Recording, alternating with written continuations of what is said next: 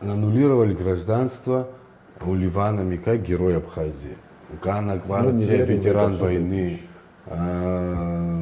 Тайфун Ардзенба, ветеран войны, репатриант. Вот у них гражданство заберут. Я в Фейсбуке смотрю, под этой новостью лайки ставят люди, кому понравилось. Я просто для интереса думаю, может, да, анонимус все-таки сейчас абхазец не будет. Не может радоваться. Не может радоваться. Я вот так открываю, я даже заскринил вот эти имена их. Может, кто-то случайно нажал, но такое тоже совпадение не может быть.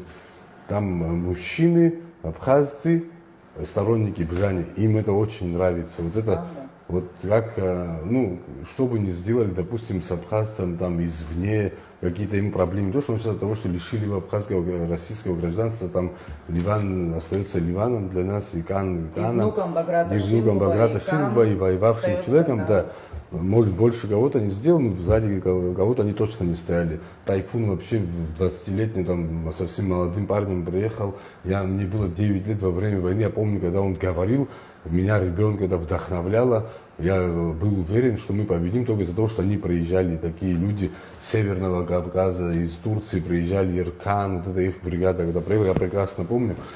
И потом, когда у них лишают гражданства, абхазское общество не реагирует, даже не сочувствует, а им это еще нравится. Но это разве не предательство к этим людям, которые за вас умирали, кровь проливали, чтобы вы могли зарабатывать деньги, жить, чтобы ваши дети могли ходить в абхазские школы. И сегодня они в Фейсбуке, им это нравится. Я вообще поражаюсь, вот с этими людьми что случилось, не могу понять. Вроде нормально, так посмотришь, нормально. Ответственность на тех, кто запутал. Да, запутал, наверное, чуть включить голову. Да. Внутри-то это работает. А так вот сейчас эти факты еще не подтверждаются, но на самом деле там реакции МИД нету, вот абхазцев решают там, Да, мы пытались. Как-то можно было реагировать, но в то время они на встречах находятся с людьми, рассказывают про чудо, которое произойдет уже через следующие пятилетку, потому что оно не произошло в эту пятилетку, а теперь они опять те же люди вещают о тех же там каких-то моментах, которые они не сделали, не собирались произойти. Может, просто не доели, грубо не доели, может, да, поэтому хотят сильно. У меня тоже такое ощущение, что они еще не насытились, но по всему,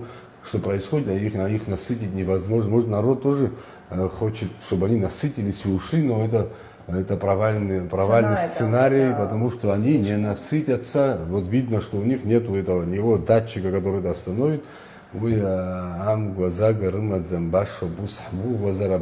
разхарафот и цота я адзмуиза ари разхара аладзом вы ахбет атаурих ахнарбет я анкилатуб хайдгилароб.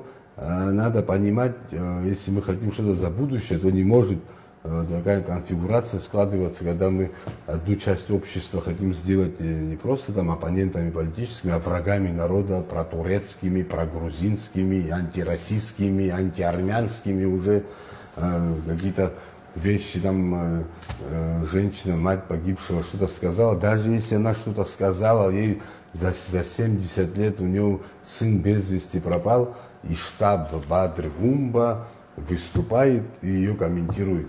Неужели нельзя было это очень подло и низко. Это очень, да, понятно, что политические дивиденды хотели получить, но вы просто посмотрите, кто это говорит. Если у вас хотя бы Аламыска, Азарабри, Абривахуана, Баса, это разве можно было из этого такую разыгрывать целую кампанию, переслать это в видео по всем армянским селам, потом людям приходилось объяснять, разве можно такие методы вообще применять? Он там на их встрече какой-то там стоял взрослый, там ему было тоже за 75 лет, наверное, Хагуш или фамилия, сейчас точно не могу сказать. Он там обращался к Бадре Гумба, Александр Золотинскович, так стоял рядом с ним. Вот эти, говорит, в администрациях, имея в виду тех людей, кто участвовал в этих процессах, называл крысами их. Никто из этого политику не пытался делать, хотя там, кто там стоял, из них кто-то мог сказать, а потом выступает,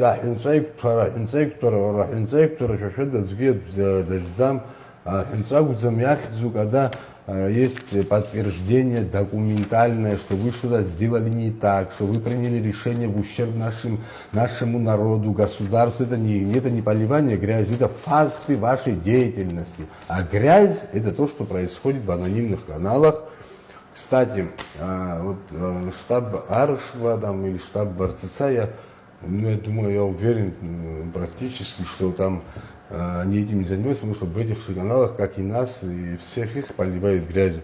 Единственный кандидат, это, наверное, тоже случайность какая-то, что его не поливают, его восхваляют во всех этих каналах. Ну, сейчас это кто не скажет, это ваш штаб делает, да, может доказать надо. Ну, реакция кандидата, бас тук гула не харагуцеми, анцай кусто бра йоқоба бас уя пснагацороб, хайлаз зороб, бас знык изым ханзета, я многим сторонникам, до кого мог дотянуться, сказал, вы можете как-то отреагировать на это, что столько анонимных каналов за месяц, такого никогда не было, ни в Фейсбуке, Телеграм-каналах.